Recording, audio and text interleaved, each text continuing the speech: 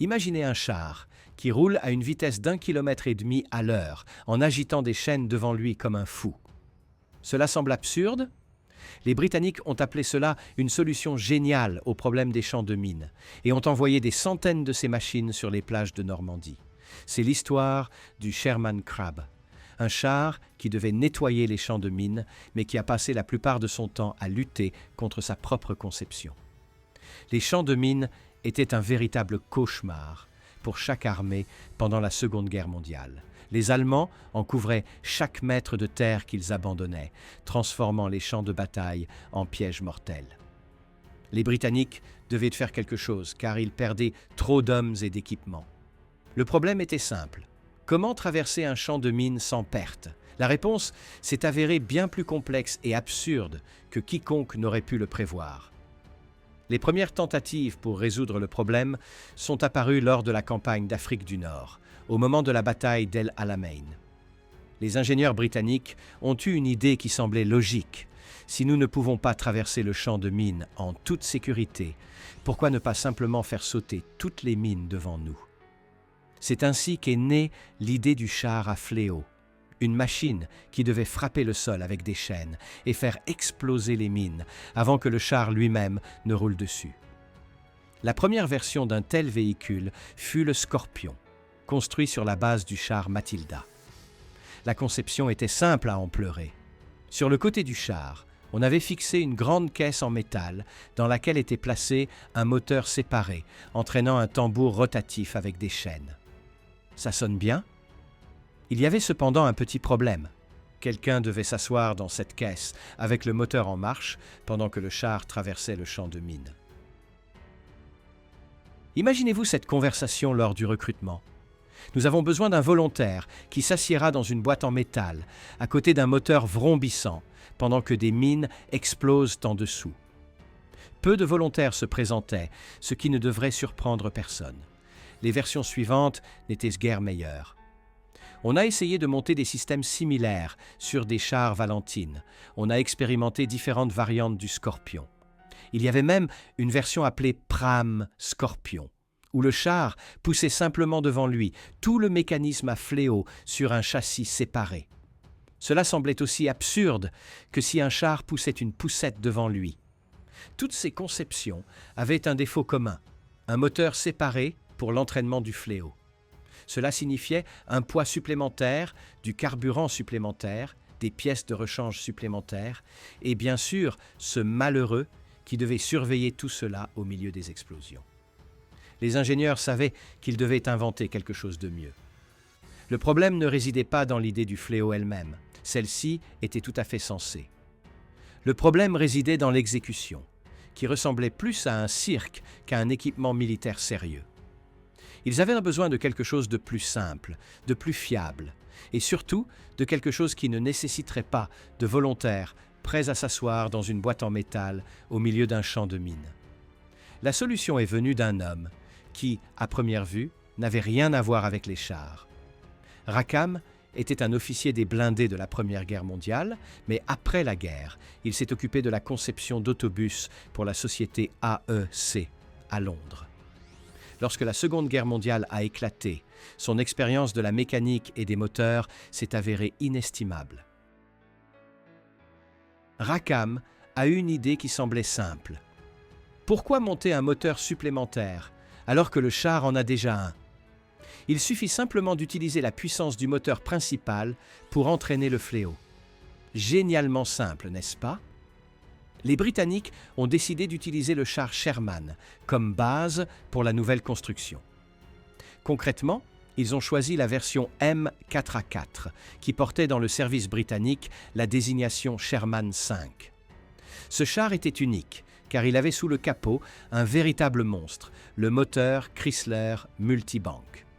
Ce n'était pas un moteur ordinaire, c'était 5 moteurs à 6 cylindres reliés autour d'un carter central. 30 cylindres dans un seul char. Les Américains ne voulaient pas de ce moteur. Ils utilisaient les Sherman M 4A4 uniquement pour l'entraînement, considérant toute la conception comme trop complexe. Mais les Britanniques, étant britanniques, ont décidé que c'était une idée formidable et en ont commandé une énorme quantité. La conception du Sherman Crab se présentait comme suit. Sur le côté du char, juste derrière la tourelle, sortait un arbre de transmission. Il courait vers l'avant, où il se connectait à un engrenage conique qui entraînait le tambour rotatif.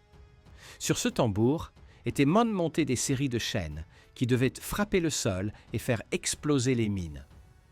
Toute cette structure portait le nom de bras ou flèche et était fixée en permanence à l'avant du char. Cela semble simple? En théorie, oui. En pratique, il s'est avéré que le diable se cache dans les détails. Le premier problème était la vitesse. Lorsque le fléau fonctionnait, le char pouvait rouler à une vitesse d'environ 1,5 km à l'heure. Oui, vous avez bien entendu, 1,5 km à l'heure.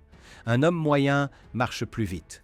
Une tortue gagnerait probablement la course. Mais les ingénieurs affirmaient que ce n'était pas un problème car le char n'avait pas besoin de beaucoup de puissance quand il roulait si lentement. Toute la puissance va à la rotation de ce tambour avec les chaînes.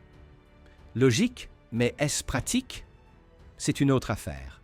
Aux extrémités du tambour, on avait monté des roues dentées spéciales qui devaient couper les fils barbelés. L'idée était que si vous n'utilisiez pas le fléau pour les mines, vous pouviez abaisser tout le bras presque jusqu'au sol et vous frayer un chemin à travers les obstacles. Cela semble utile? En théorie, oui. En pratique, personne ne l'a jamais utilisé. Personne ne voyait simplement l'intérêt de rouler à une vitesse d'1,5 km à l'heure à travers des barbelés alors qu'on pouvait simplement les écraser avec un char normal. Les chaînes avec lesquelles le char battait la terre étaient aussi spéciales. Ce n'étaient pas des chaînes ordinaires, mais une construction spéciale, rivetée et soudée, une série de longues boucles métalliques. Les ingénieurs ont découvert que de telles boucles se tordent, mais ne cassent pas quand une mine explose. Car oui, les mines explosaient tout le temps. Tout le bras sautait en l'air, retombait, les chaînes se rompaient et le char devait retourner à la base pour un remplacement. C'est pourquoi chaque crabe transportait avec lui des chaînes de rechange, car tout le monde savait que ce n'était qu'une question de temps avant qu'elles ne soient nécessaires. Le Sherman M4A4 pouvait être reconnu par un écartement des roues plus large. Le char était un peu plus long à cause de cet énorme moteur multibanque, donc les roues devaient être plus espacées. Les Américains regardaient cela et secouaient la tête. Les Britanniques regardaient cela et disaient « merveilleux, nous en prendrons des centaines ». Et ils les ont pris. Ils utilisaient le M4A4 non seulement comme crabe, mais aussi comme Sherman Firefly, avec un canon de 70 mm. Apparemment, les choses compliquées attirèrent les ingénieurs britanniques comme un aimant. Toute la structure était prête pour l'invasion. 3 régiments blindés sont entrés dans la composition de la 30e brigade blindée, qui dépendait de la célèbre 79e division blindée. C'était une division spéciale qui s'occupait de divers équipements étranges, des chars de déminage, des chars avec des ponts, des chars lance-flammes. Tout ce que les commandants normaux considéraient comme trop étrange pour être utilisé. Et le crabe était leur star, un char qui roulait plus lentement que l'infanterie et agitait des chaînes devant lui comme un possédé. Le 6 juin 1944. Les plages de Normandie. Les crabes entraînent depuis les barges de débarquement directement sur les champs de mines. C'était leur grand début, le moment que tout le monde attendait, des généraux aux simples soldats. Les chars se sont élancés, les chaînes ont commencé à tournoyer, les mines ont commencé à exploser. Et c'est alors qu'il s'est avéré que la théorie est une chose et la pratique en est une tout autre. L'efficacité officielle était de 90%. Cela semble impressionnant, n'est-ce pas? 9 mines sur 10 sont détruites. Le chemin est sûr, l'infanterie peut passer. Merveilleux. Mais qu'en est-il de cette unique mine qui restait? Eh bien, si vous aviez de la chance, elle touchait le char roulant derrière le crabe. Si vous n'aviez pas de chance, elle touchait un camion rempli de soldats. Et si vous n'aviez vraiment pas de chance, le crabe lui-même roulait sur cette unique mine qui avait justement été oubliée. Le problème résidait dans le terrain. Quand le crabe roulait sur un champ plat, tout fonctionnait très bien. Les chaînes frappaient le sol uniformément. Les mines explosaient comme prévu. Mais les champs de bataille sont rarement plats. Il y a des ornières, des trous, des irrégularités. Une mine cachée dans un creux du terrain pouvait tranquillement éviter les chaînes qui battaient l'air un demi-mètre au-dessus d'elle. Le crabe passait simplement à côté, les chaînes tournoyant nonchalamment dans l'air, et la mine attendait tranquillement le véhicule suivant. Les ingénieurs ont essayé de résoudre ce problème. Ils ont inventé le concept du fléau contrôlé, qui devait d'une manière ou d'une autre contourner tous ces pièges du terrain. Ils y ont travaillé pendant des mois, puis des années. Quand ils ont enfin terminé le prototype, la guerre était finie. Toute cette grande solution est arrivée trop tard pour aider qui que ce soit. Typique. Mais il y avait aussi d'autres problèmes. Ces roues dentées aux extrémités du tambour, qui devaient couper les barbelés.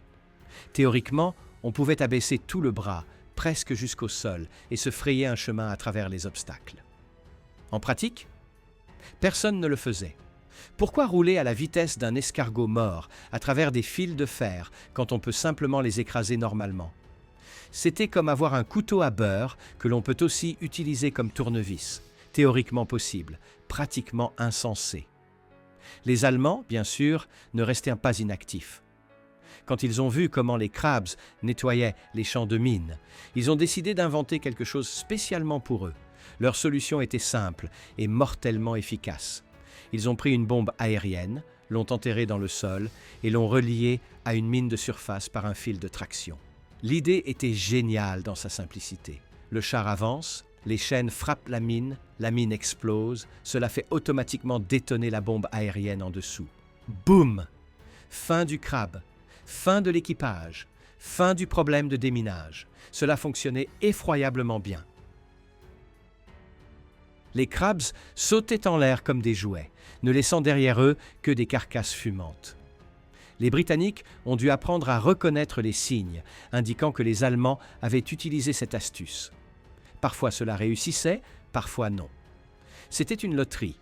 Soit vous traversez le champ de mine en toute sécurité, soit vous devenez une partie du paysage. Les chaînes posaient aussi des problèmes incessants. Chaque explosion projetait tout le bras vers le haut.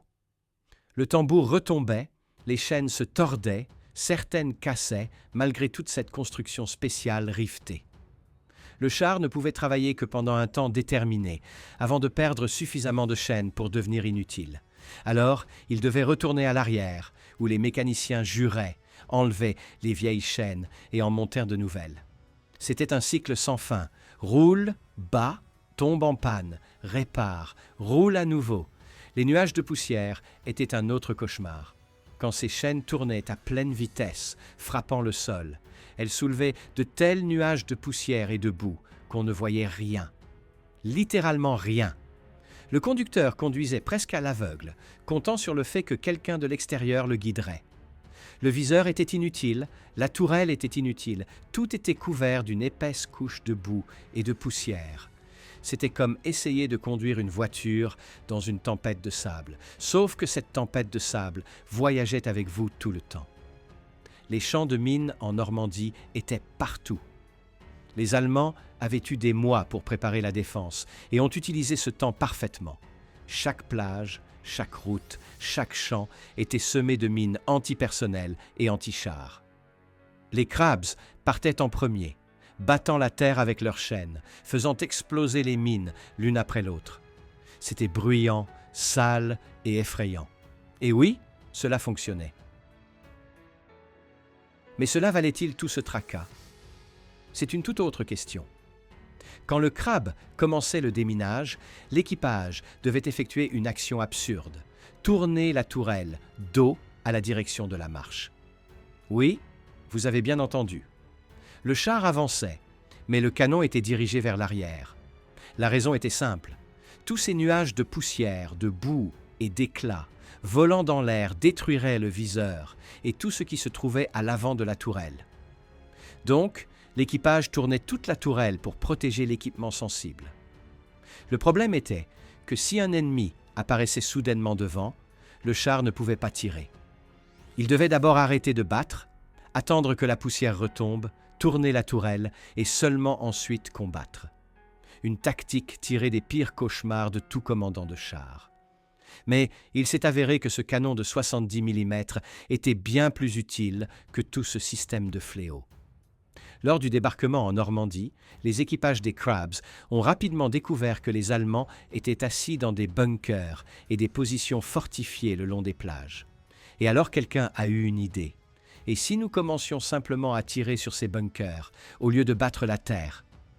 Il s'est avéré que cela fonctionnait à merveille. L'obus de 70 mm faisait beaucoup plus de dégâts aux positions allemandes que des heures de battage de champs de mines. Les Crabs ont commencé à être utilisés comme des chars de soutien ordinaires, ce qui contredisait complètement leur destination originale. Cela a rendu furieux le commandement de la 79e division blindée. Il ne construisait pas des chars de déminage complexes pour qu'un commandant d'infanterie les utilise comme un simple Sherman. La division était commandée par le général de brigade Duncan, qui est plus tard devenu conservateur du musée des chars. Duncan a introduit une règle de fer.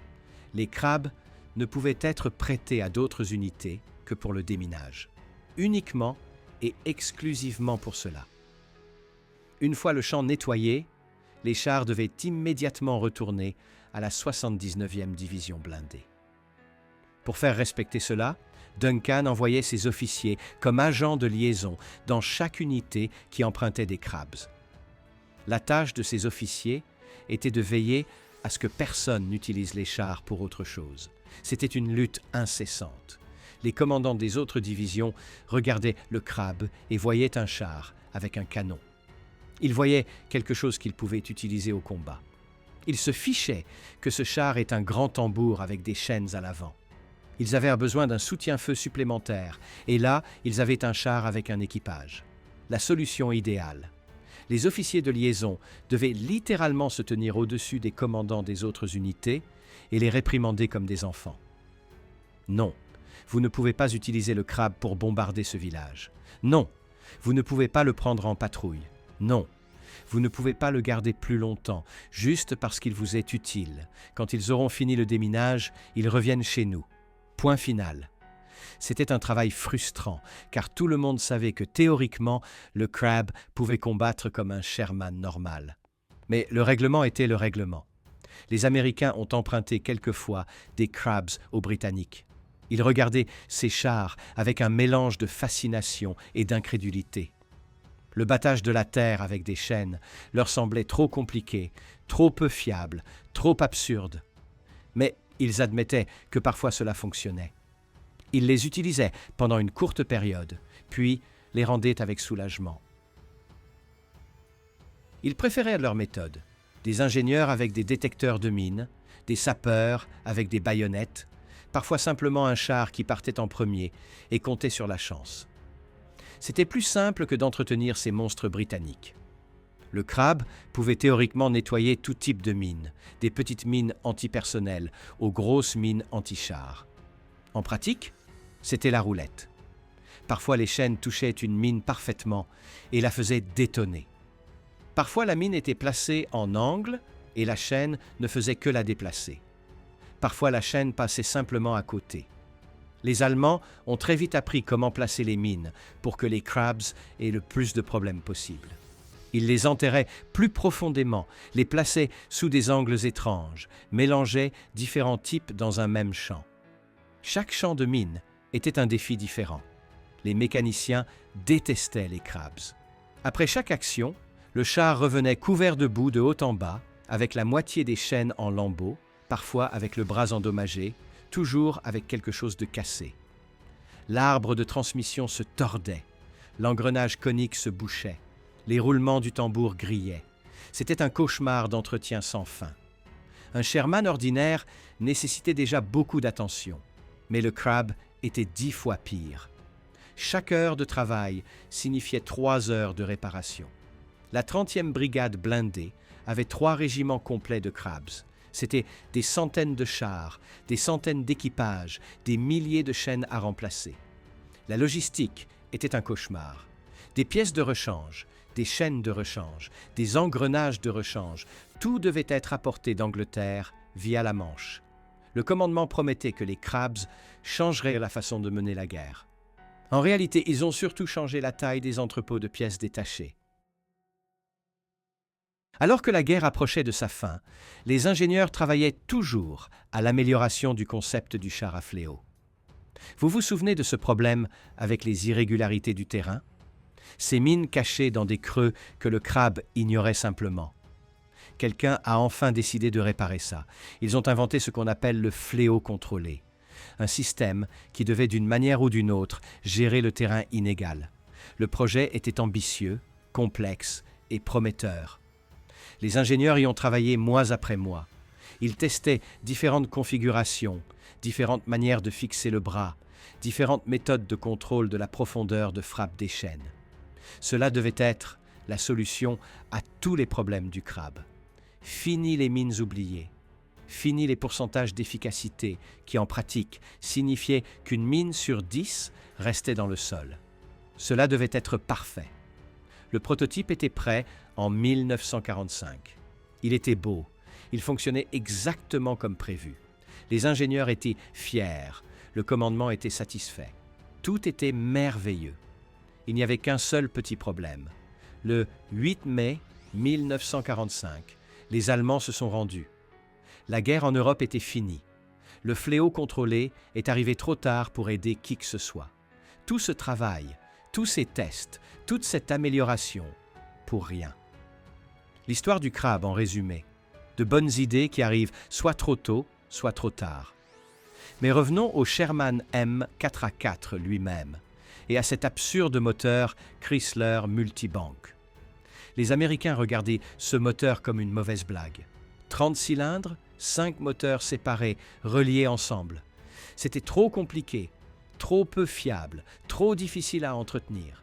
Ils utilisaient le M4A4 uniquement pour l'entraînement à l'arrière, loin des vrais combats. Ils préféraient des versions plus simples du Sherman, avec un moteur normal qu'on pouvait réparer sans diplôme d'ingénieur. Les Britanniques, cependant, adoraient le M4A4. On ne sait pas pourquoi.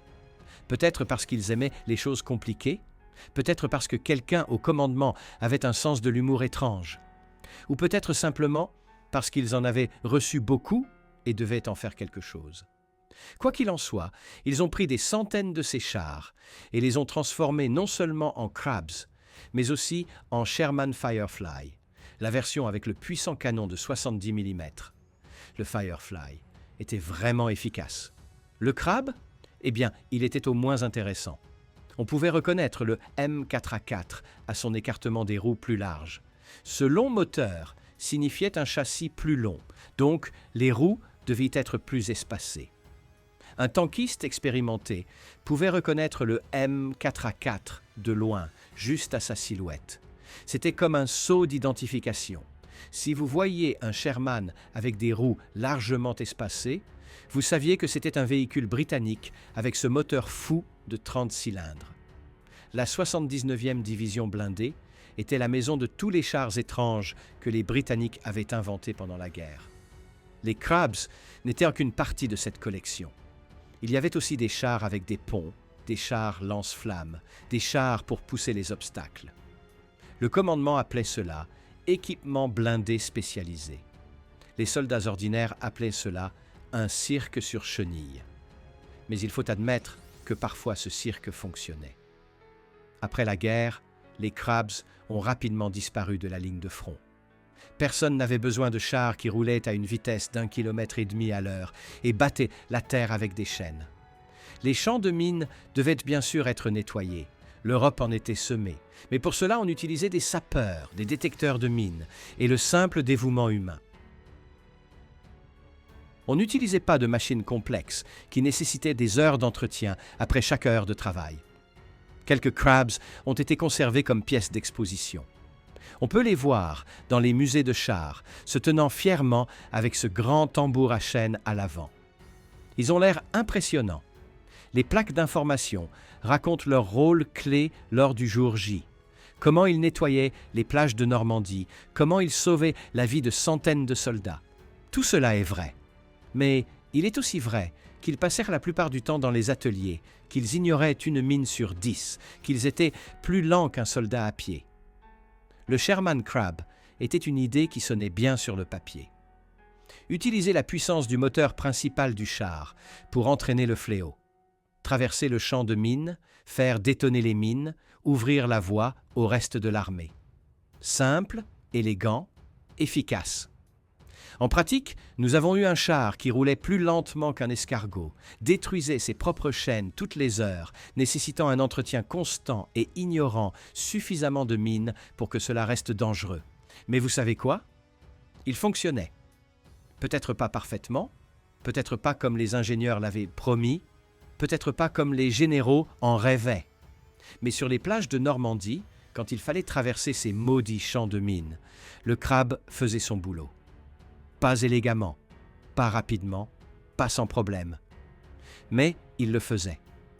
Et c'est peut-être pour cela qu'il mérite sa place dans l'histoire, non pas comme une grande réussite de l'ingénierie, mais comme un témoignage que parfois la meilleure solution est simplement quelque chose qui fonctionne tant bien que mal, même si cela semble absurde. Si vous avez aimé cette histoire sur l'un des chars les plus absurdes de la Seconde Guerre mondiale, laissez un pouce bleu. Écrivez dans les commentaires de quel équipement militaire étrange vous aimeriez entendre parler la prochaine fois. Et abonnez-vous à la chaîne pour ne pas manquer d'autres histoires de ce genre sur la technologie qui semblait géniale en théorie, mais qui en pratique était une absurdité complète.